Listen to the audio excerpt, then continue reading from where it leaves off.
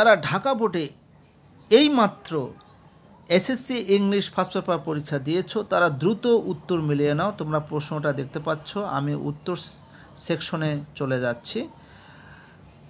প্রথম আমি দিচ্ছি হচ্ছে এমসিকিউ উত্তর। তোমরা জানো প্রথমটা হবে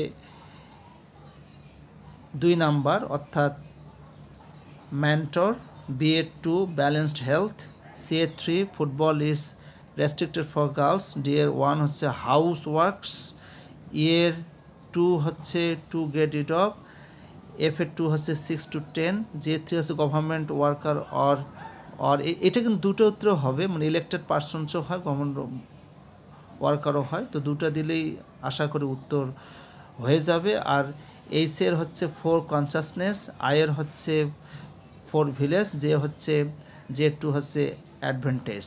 আর 4 নম্বর প্রশ্নের উত্তর হলো প্রথমটা হবে আইডিয়াল, বি হচ্ছে পজিটিভ, সি হচ্ছে কান্ট্রি, ডি হচ্ছে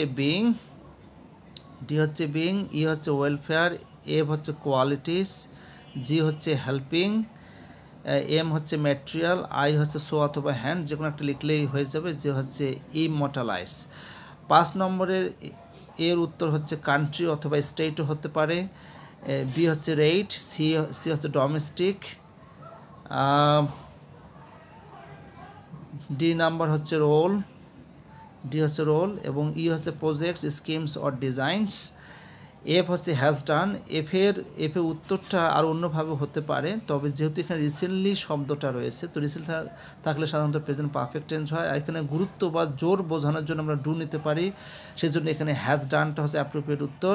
জি হচ্ছে মেনশন অথবা হাইলাইট, এইচ হচ্ছে হাই এবং আই হচ্ছে কর্ণফুলি, আর যে হচ্ছে এক্সপান্ডেড অর ফ্লারিস্ট।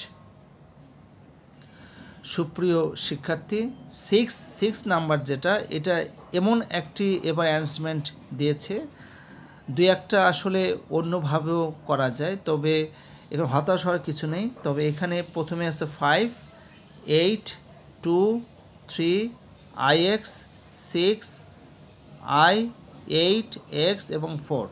তো এভাবেও আমরা করতে পারি, আবার অন্যভাবেও এটা হতে পারে। অর্থাৎ 6 নাম্বার এখানে যে তোমাদের 6 নাম্বার যেটা প্রশ্ন করা হয়েছে, এটা নিয়ে টেনশনের কিছু নাই, অর্থাৎ এটা আরও অন্যভাবেও হতে পারে। ঠিক আছে, তো আজকে এ পর্যন্তই, সবাই ভালো থাকবে।